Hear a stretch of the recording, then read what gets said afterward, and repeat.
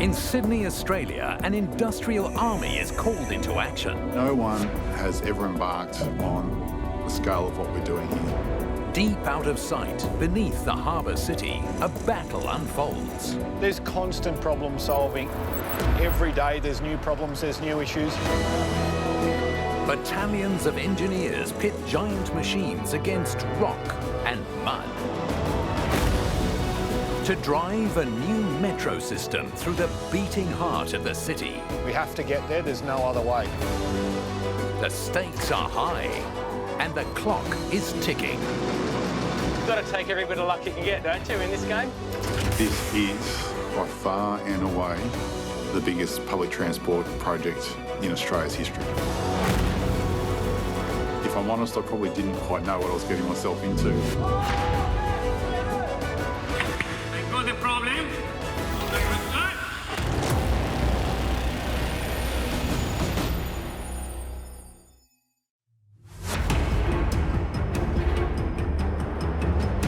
Under the heart of Sydney, construction of the city's massive new metro forges ahead against the clock. 40,000 workers battle to create a $50 billion game changer to tackle the city's traffic nightmare. When it's complete, this new driverless railway will have dozens of new stations, more than 150 kilometres of track, and create a giant loop around Sydney. 8 monster hard rock tunnel boring machines, or TBMs, are digging more than 60 kilometres of tunnels beneath the city, beneath towering skyscrapers, and to the edge of one of the world's largest harbours. And now, the 9th tunnel boring machine, known as Kathleen, is about to embark on the most dangerous mission of them all, digging under Sydney Harbour.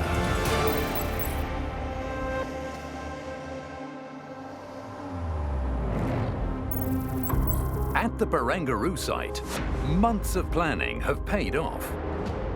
Kathleen's giant pieces have been transported halfway across the world, across the harbour, and across a busy road, carefully lowered down a shaft to be reassembled in her launching cavern 35 metres underground. Kathleen is now ready to go to work. Her mission? To bore an 884-metre-long tunnel deep beneath Sydney Harbour itself. Twice. Not only will Kathleen's team be working almost 50 metres under the surface, they'll be operating in challenging geological conditions.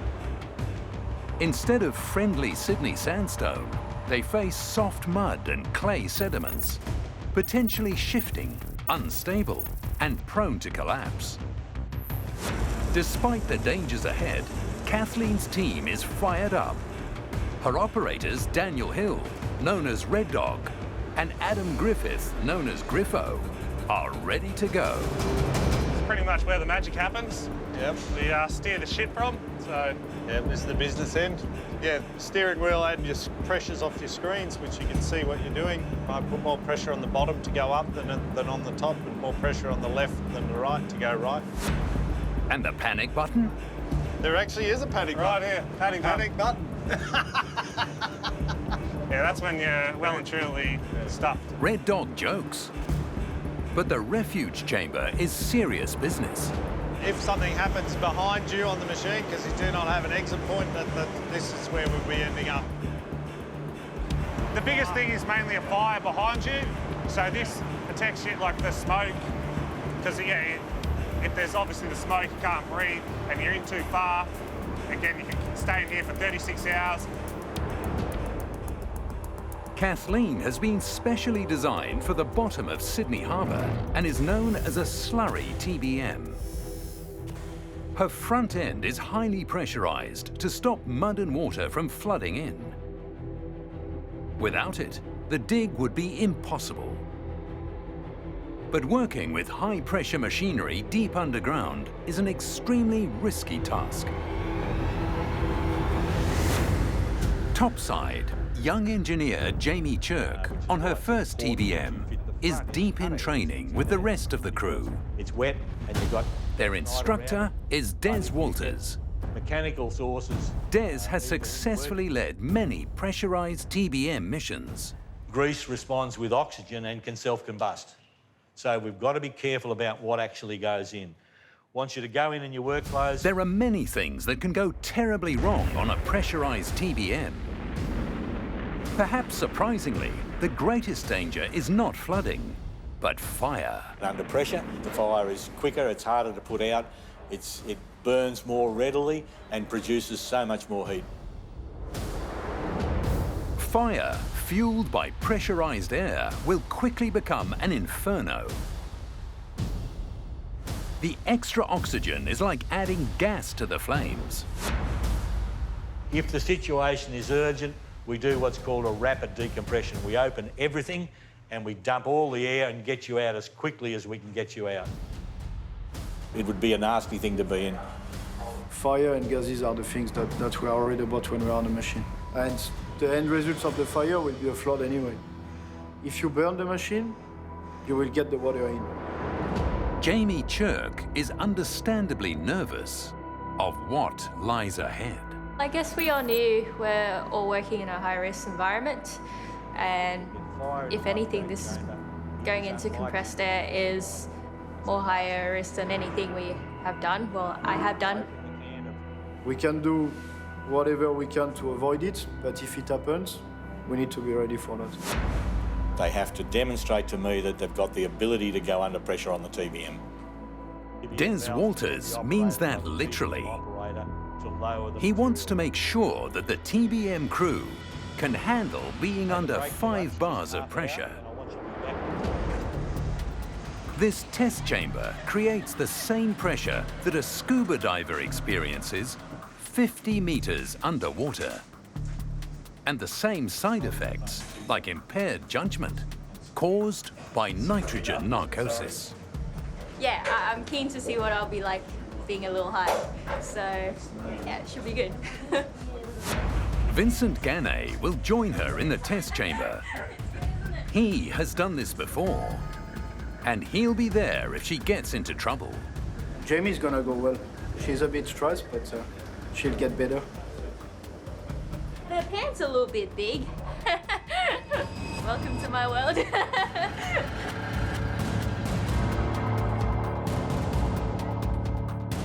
Okay, I've got a thumb. We're about to start compression. Ready to go? Des Walters will carefully monitor the increase in pressure, or compression. This will ensure Jamie and Vincent have time to equalize pressure in their ears. Stop, stop, stop, stop, stop, stop, stop. If they can't equalize, as the pressure builds, their eardrums could burst.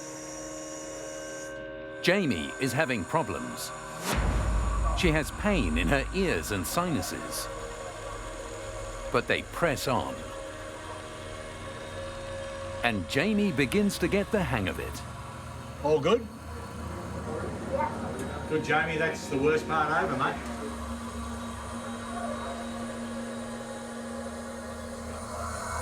$20 meters. Once we get down to about 30 metres, we'll notice 2 things happen. The first thing is their voice will change because the air is so much denser, it doesn't resonate the vocal cords properly. You hear the laughter because they're just at 30 metres.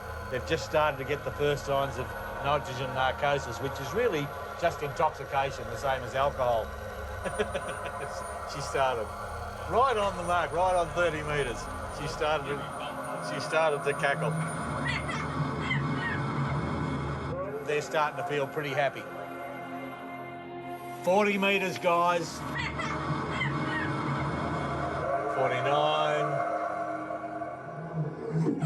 Welcome to 50 metres, guys. How's it feel? Jamie, could you whistle for me? No. I'll give it a go. Come on. I didn't try. What, your whistle broken? Yeah, I think so.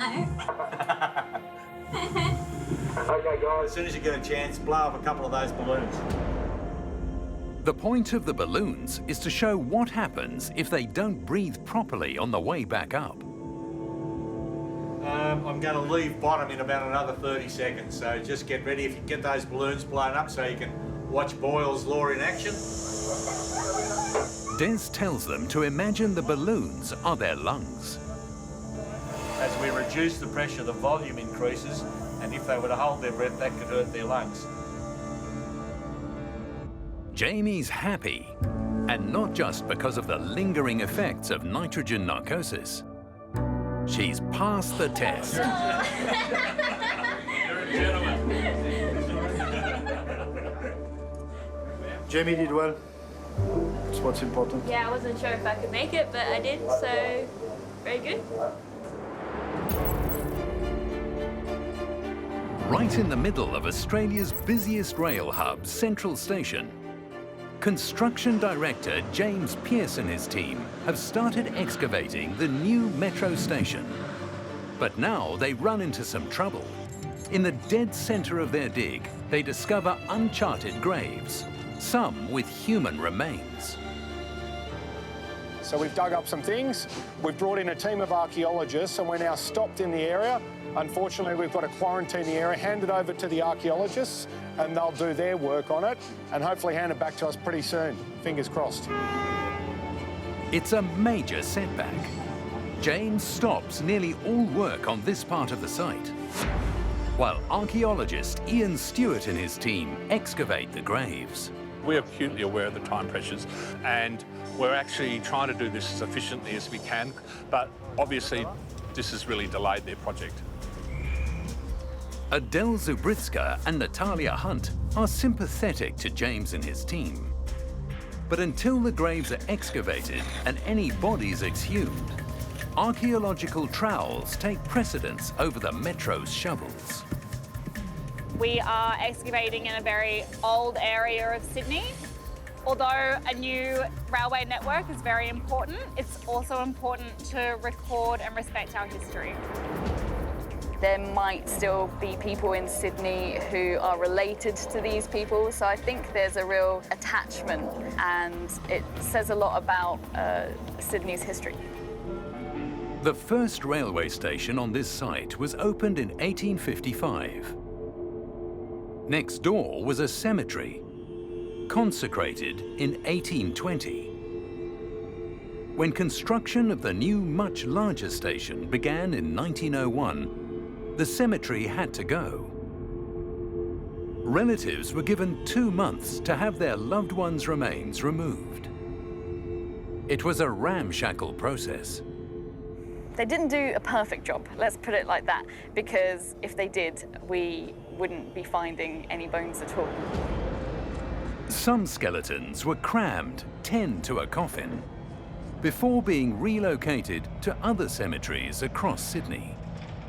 You can imagine that sometimes they might have grabbed only the largest bones that were visible, so we're here to collect what they left behind. In all, about 30,000 graves were exhumed at the start of last century. Some of them may have been missed, some people might have gotten a little bit lazy, some people might have decided that taking half of the body was as good as taking the whole body. During the excavation, 160-year-old remains are unearthed. The grave is marked with a metal plaque. Joseph Thompson. Local historians track down Penny Russell, his great-great-great-granddaughter. Born in 1779, he died in 1858 in his 80th year. As they always kindly say, he didn't quite make it to 80. Penny meets with the Sydney Metro team and members of a historical society. They need to decide what will now be done with the remains. I'm not too fussed in some ways about what happens to the bones, as long as they're treated with some, suitable level of respect and care, and they're returned to the earth in something as close to as possible to what his family would have wished at the time.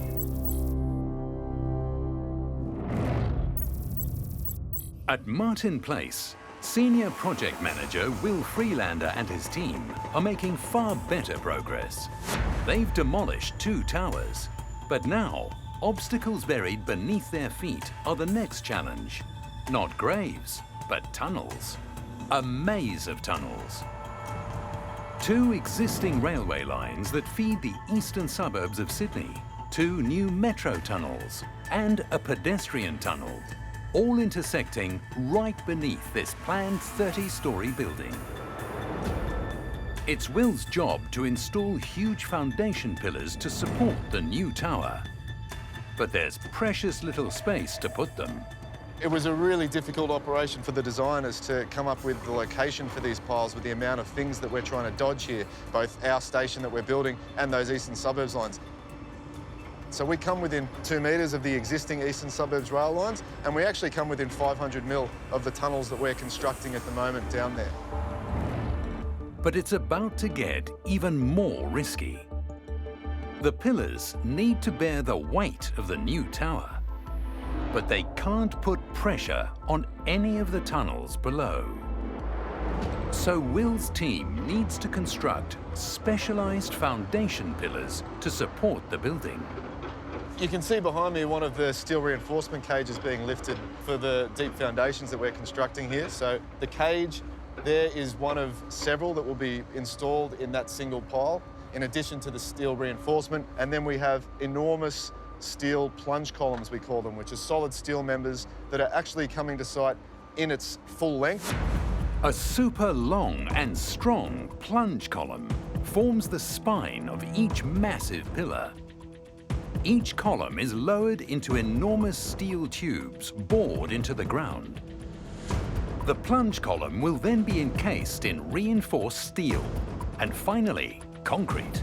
All the load from the building will go down into the base of those piles rather than as the building sees side load from wind, it won't be imposed on those rail tunnels that we're spanning over the top of.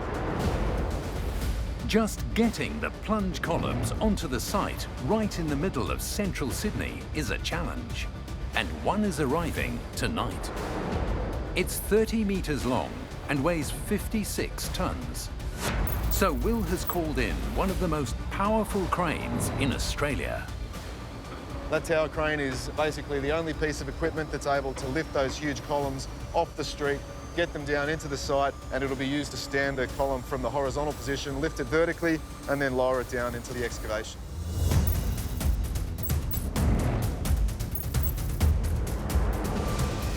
It's full steam ahead for the construction and assembly of the new driverless metro trains. It's a tremendous opportunity for us to provide Sydney's first automated train. But Jim Morris knows the deadline is approaching fast, and there's a lot to do before these trains can get on the tracks. So Sydney Metro is 22 train sets, with each train set having 6 carriages. You have 3 different types of carriages. So you have the driving trailer car, then you have a motor car with pantograph, and you have a motor car itself. 550 people work in this factory, but they'll all need to keep up the pace to finish the 132 carriages in time. We have got a capacity now ramped up to 20 cars per month. So every 1.5 days, a car moves from one workstation to the other workstation. The process begins with the car body shell construction. So we receive individual piece parts which are welded together into sub-assemblies that form the underframe, the sidewall, the roof, the end walls, which is the car body. The next step is the all-important high-pressure water test. So we seal all the openings of the train to be able to test the train to make sure it's watertight. Then we also do all the electrical installations, all the running of all the cabling, all the electrical equipment that's installed above and below the carriage itself. So it moves from station to station progressively, and once the car is completed, you have the integration of the car with the bogie. The bogie is basically your assembly of your bogie frame with the wheels and axles and your brake discs. Then it moves into testing to make sure that we take the bugs out of the system before the trains are delivered to Sydney. With only a few months to go, the team now works in 3 shifts over 24 hours a day to make their deadline.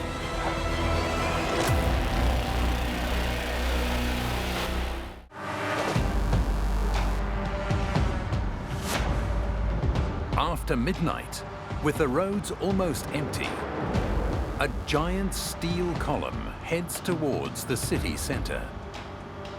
The first 59 kilometres are easy enough. It's the last kilometre that worries Senior Project Manager Will Freelander. It's heading here to Martin Place. This is one of the tighter corners that we've got to navigate here. So the beam's going to come off Bridge Street and up the street here before then turning up and going up towards site. The delivery has only been approved if it doesn't come within a metre of any building. We try and allow a metre minimum clearance as we come around the corners. It's not much when you consider we may also have to navigate past parked cars. We plan on not touching any building or structure as we come in. The first corner is a tight left.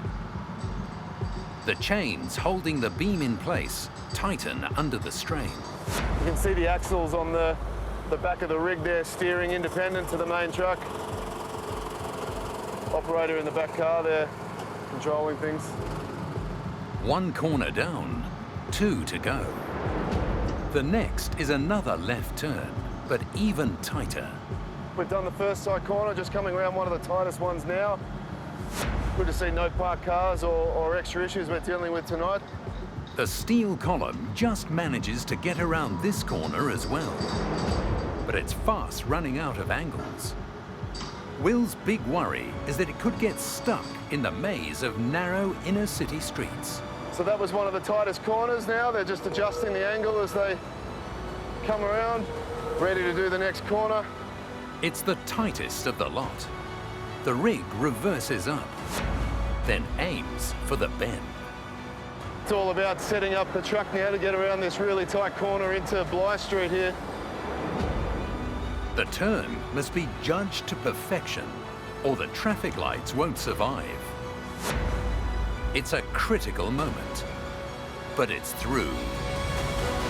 We're just heading into sight now. We've navigated those corners and that's it. That's all the hard stuff done. Mission accomplished. The men behind the wheel are happy.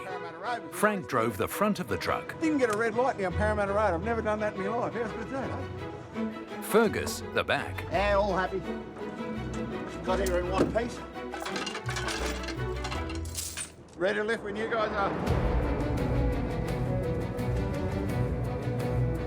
Will is relieved. Nothing hit, nothing damaged. So I am a happy man. It's now 2 a.m, so I've got a couple of hours sleep before the day shift starts again and we get to start planning for the next hurdle to overcome. Hold it there.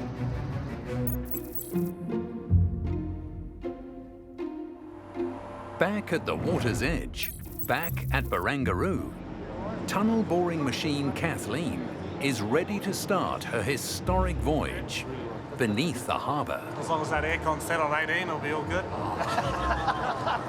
Next he's going to want a coffee machine. I heard I speak to it. They go. For Red Dog, Griffo and the crew, it's showtime. Finally D-Day and we get to launch it and get going. The perils of the ancient clay sediments and the mud await. It's very comforting to see that we have these experienced heads as part of our crew in Daniel and Adam. In the event that, you know, God forbid, something does happen, calm, cool, collected, we'll get through it. Yeah, a little bit nervous. I hope it all goes well, of course, but whenever you actually start excavation, you do end up finding a few more little issues along the way before the machine's buried and everything's happening.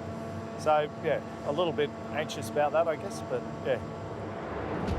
First time TBM engineer Jamie Chirk is ready to take her place on the machine. She's not installing the concrete tunnel lining or operating the machine. Her job is to constantly check the tunnel is being built according to the design. So I've actually have no experience with the TBM so far, and I like to think, because this is all so new, to make sure I do all the right things and I'm not the reason for them to stop. She's going to be very unfamiliar of what parts move and what don't, and she'd have to be told quite clearly where she can and cannot be at certain times and whatnot. But she's a smart cookie, so she'll work it out.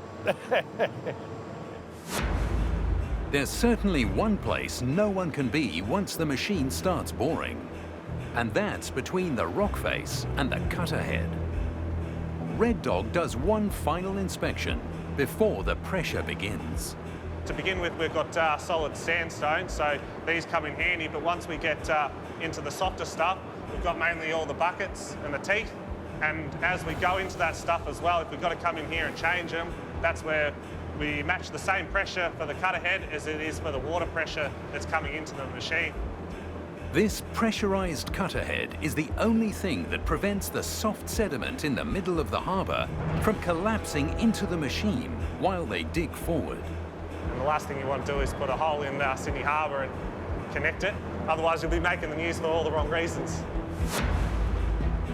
When they're tunnelling deep under the ground, safety is always first, but the work they're doing is some of the best skills required around the world to actually bring these projects to fruition.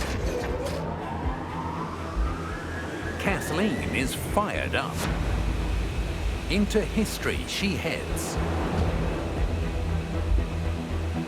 Deep beneath Sydney Harbour.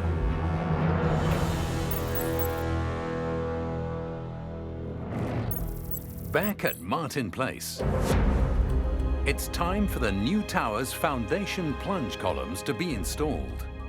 It's like threading the eye of a needle, where the needle is 30 metres long. One of Australia's most powerful cranes has been brought in. Months of intense planning have gone into this operation, which is led by Site Superintendent Brian Marshall, who lifts the lid on the challenge ahead. So looking just inside the pile itself, we have a steel tube that runs on the outside that goes 27 metres deep. That then has a steel cage inside that protrudes out the bottom of that casing that takes the pile itself down to 40 metres deep. So this is 18 months in the planning to actually get these beams in and installed and concreted in. Brian is feeling the squeeze. Below, the new metro tunnels are being dug. One tunnelling machine is just metres from where the plunge column will end up. The road header is cutting through here at the moment. It's cutting past this pile now, and it's about a metre away from where we're standing directly below us by 16 metres down. Normally you wouldn't go that close. You want to stay as far away from the piles of a building, especially a high-rise building, as you can. So we're just about to lift the plunge column upright and then place it into the hole. The first plunge column is raised, taking great care that the 30 metres of steel doesn't begin to rotate or swing. The beam is designed to be lifted in this direction. If we lift it out of the right direction, it could actually put a bend in the beam, which we don't want. Brian is on tenterhooks. Should take around 15 minutes for the beam to be lifted up and placed into position in the subframe that holds it up there. So far, so good. Next, before the column descends into its hole, every last bit of dirt and grime must be removed. The concrete must later set around it perfectly snug, like a second skin. Corrosion would be catastrophic. Time to thread the needle. The first few meters are critical. Everything must be perfectly aligned. Any twisting or buckling, and it's back to the drawing board. The plunge column drops into place, narrowly avoiding the maze of tunnels below. So now they're putting in the locking pins that actually locate the beam in the right position.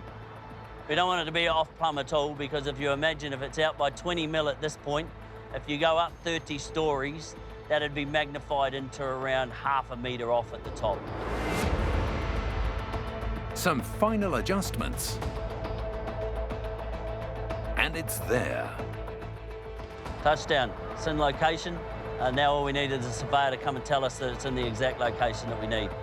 The surveyor gives the plunge column the all clear.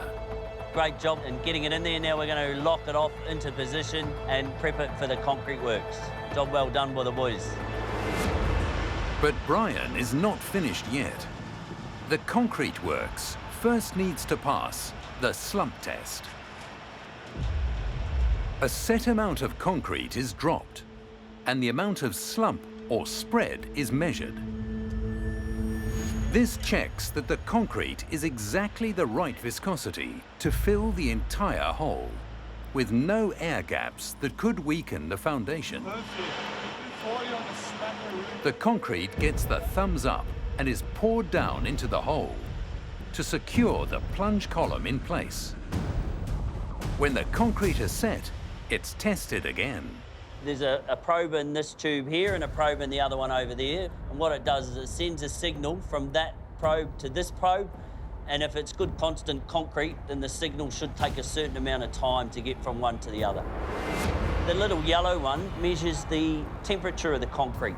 So we can see what temperature the concrete gets to over the 7 days between it being poured and when we do the sonic logging testing. What happens if the concrete fails the sonic logging test? That's not going to happen. You'd have to redesign the building just about to reposition one of these piles. And the problem being, the reason that there's only 3 of these piles is there was only 3 locations that we could put these piles in that weren't going to hit the existing or the new rail tunnels that we're putting in.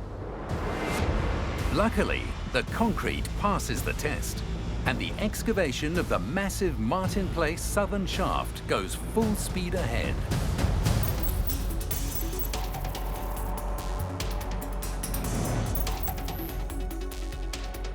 Out in Sydney's northwest, almost all of the new metro line will run underground in twin 15-kilometre tunnels. But one section won't. West of Bella Vista, 4 kilometres of track needs to cross a floodplain. So engineers have decided the line will run above the ground, 13 metres above, along a viaduct. This means 2 new stations will also need to be elevated. This part of the project is called Skytrain, and most of it will be built by 2 horizontal cranes, known as launching gantries. The machines have just arrived from a massive roads project in Dubai. There are several different types of challenges. We must be always ahead of the game, working at height, so safety to be controlled in a very strict manner. First, the cranes have to be assembled about 20 meters above the ground, balanced on top of some of the 120 concrete piers they will move along to build the Skytrain's deck. We actually put up that piece and the other end piece at the same time. We are going to use 2 500-ton cranes that they will work in tandem, and they will support the operation of setting the truss on the rails.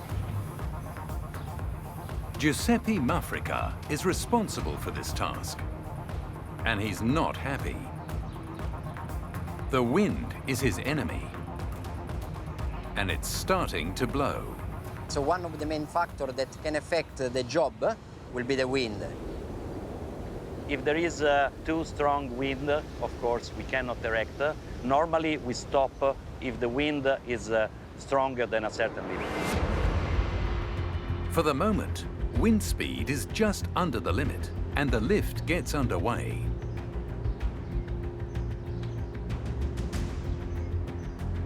The first attempt to land one of the 6 giant trusses on top of the wheels fails. The wind is a real problem. They try again. This time, the wind drops just in time. And it's there. One down, 5 trusses to go. It gets easier.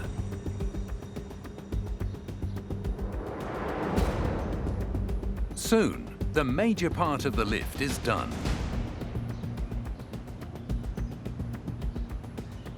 The remarkable thing about the gantries is their speed.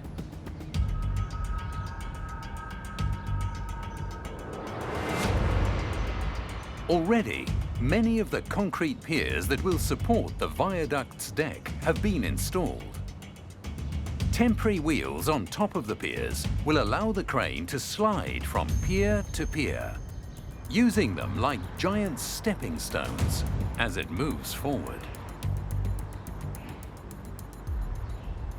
It begins here, where the viaduct just starts to leave the ground.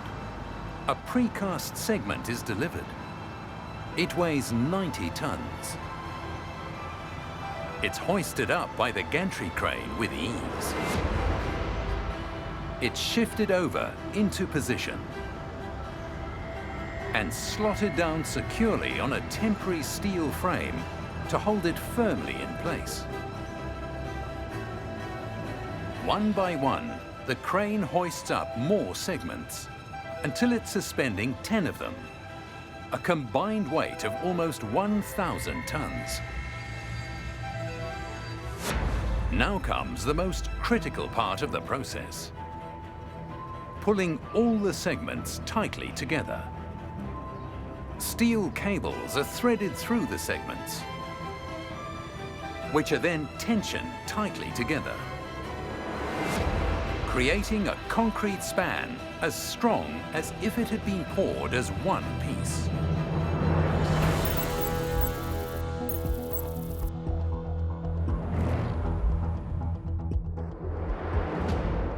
Once they've launched, tunnel boring machines, or TBMs as they're known, require many thousands of concrete segments to build the new metro tunnels.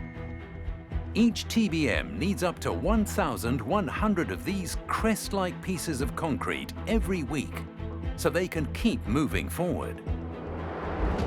To keep them fed, more than 140 people in vast concrete segment factories work around the clock to produce a segment every 6 minutes. The largest factory is at a tunnelling site in the suburb of Marrickville, where nearly 100,000 segments will need to be made. Each weighs up to 4 tons and is designed to last at least 100 years. So high tensile steel wires and polyfibre are added into the concrete mix for extra strength. Every segment has a unique barcode that tells us what type of segment it is and when it was manufactured, and that's scanned both over in the precast yard and then here, and then also on the TBM. And because the segments have to fit precisely, it is critical they're delivered in the correct order. Get it wrong, and the TBM grinds to a halt while the correct pieces are found and delivered underground. We have a guidance system which tells us the exact placement and the angle that the segments must be placed so that we can guide the TBM. Each concrete ring is created by assembling 6 segments, but they are not symmetrical. Every ring is tapered, with one edge slightly shorter than the other. When the tunnel needs to run straight, the tapers alternate. But if the tunnel needs to turn, one tapered edge meets another. Aligning the tapered edges turns the tunnels. It's important that we keep track of every segment that goes into the tunnel to ensure that the correct segment has been installed in the correct place. So we'll load this TSB. Not all of these segments are destined for the tunnels at Marrickville. 6 at a time are loaded onto trucks and transported to other tunnel boring machine sites around Sydney. This delivery is on its way to Chatswood on the North Shore, crossing the famous Sydney Harbour Bridge, where the segments are offloaded by a crane and successfully lowered into the site.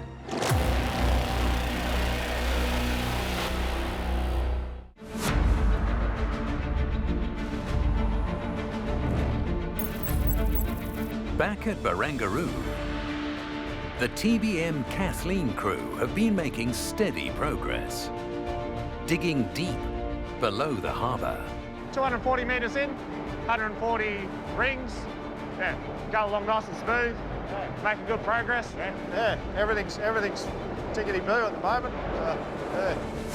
Engineer Jamie Chirk, on her first TBM, has left behind any nervousness at Barangaroo. I'm quite busy actually in a shift. If I could clone myself, I'll be in 10 places at the one time. Yeah, we've been doing really well, and actually our managers were telling us how surprised everything's gone really smoothly, so very happy with that. But suddenly, they have to stop boring. They've hit a layer of dense clay, which is clogging up the cutter head. Thankfully, there's no water.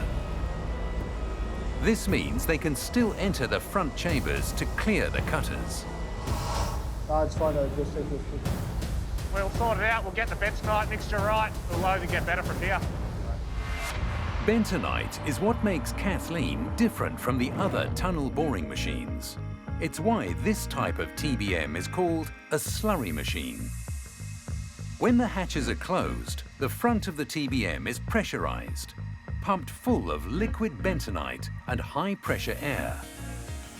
It pushes against the pressure of the mud and clay and stops it from flooding into the machine.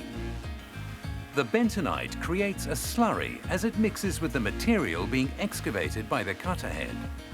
The slurry is pumped out of the excavation chambers and travels along an ever longer pipe to reach the slurry treatment plant. Here, the excavated material, or spoil, is extracted from the slurry. The spoil is barged away. The bentonite is recycled. It's then pumped back to the TBM to be used again. Through the sandstone and the clay, Kathleen has made great progress. But now, it's the moment of truth. The sandstone is behind her. Ahead lies the trickiest part of the harbour, the ancient river channel. So we've cut out of the sandstone, through the clays, and now we're in this band of organics, and yeah, it's 4.5 bar pressure, which is pretty high pressure. It's very, very soft, so you have to be very careful making sure the TBM is steering in the right direction.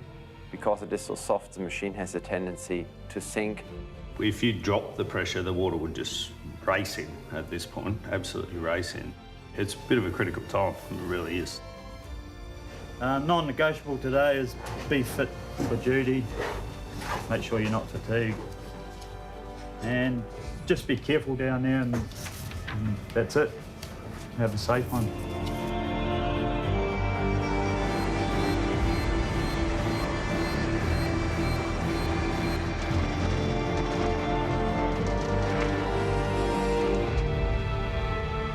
Griffo only spends half of his shift on Kathleen. He splits his time between the TBM and the slurry treatment plant. I must walk 20 k's a day without any problem at all. So every day it's a little bit further when you're coming in. At the plant, Griffo takes a look at just what they're boring through now they've left the sandstone behind. It's far less solid and far less stable. It's almost like soil. Lots of seashells, lots of broken down plant matter. Chemistry is a little bit different, so it's a bit harder for this plant to deal with it. Tunnel boring machine Kathleen is now mired in this sludge. It is ahead of them, behind them, beneath them, and above them, pressing down. It's an anxious time. Yeah, we're coming to almost the halfway point, right under the middle. So we've got 5 bar head pressure in the bubble chamber.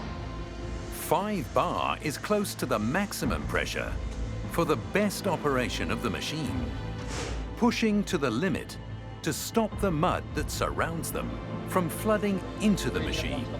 Red Dog says the high pressure chambers at the front are now too dangerous to enter. Because there's so much pressure on the head, we can't actually go in the front cutter head at the moment. Even under hyperbarics, it's a little bit too high. It's just changing that quickly, the material. But suddenly, there may be no choice. Something has gone wrong up front inside the chamber. A piece of the giant cutter head has come loose. It's shown up in the slurry treatment plant. Just making a joke to the guys. It's like, it's Friday the 13th, so let's see what happens. And literally, the foreman walks in and brings us this wedge and tells us it's what he just picked up from the slurry treatment plant. We then made the decision to immediately stop the tunnel boring machine and to prepare for an intervention. The wedge secures the cutter wheels in place. It needs to be replaced. Otherwise, the cutter wheels risk coming loose and causing major damage. It's like a 400-kilo piece of steel that falls into the cutter head. It gets turned around with the cutter head, and it can create a fair amount of damage, destruction. In spite of the risks, someone needs to enter the pressurized cutter head, find out where the wedge has come loose, and survey if there's damage. They say they are not got together. The mission goes to a select team, including Michele and Vincent. Sounds pretty simple, sounds pretty easy. However, you're under enormous time pressure.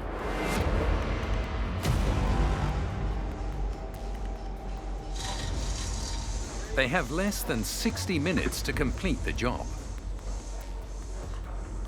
Or else they will have to spend hours in decompression to reduce the risk of the bends.